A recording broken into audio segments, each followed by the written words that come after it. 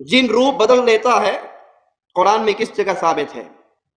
یہ سوال کا انداز غلط ہے کہ آپ سوال کرتے ہوئے یہ کہیں کہ صرف قرآن حکیم سے یہ مسئلہ بتائیں۔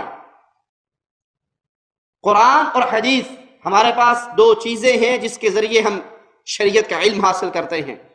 جن لوگوں کا یہ فکر بن جاتا ہے کہ نہیں ہم نے یہ مسئلہ اگر قرآن میں آئے گا تو ماننا ہے، تو وہ کفر کی وادی پہ قدم رکھ چکے ہیں۔ جو حدیث کا انکار کرتا ہے وہ مسلمان نہیں رہ سکتا۔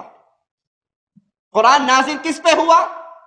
محمد الرسول اللہ صلی اللہ علیہ وسلم پہ، اور محمد کریم صلی اللہ علیہ وسلم نے جو اسلام کے بارے میں، دین کے بارے میں باتیں بتائی وہ اللہ کے حکم سے بتائی۔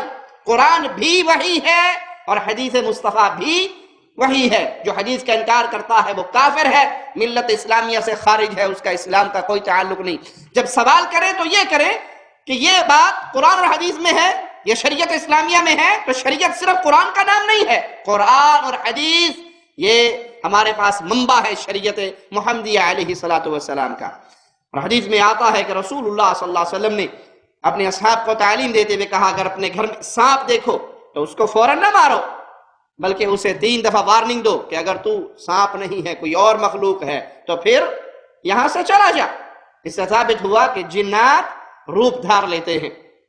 اللہ ان کے شر سے مسلمانوں کو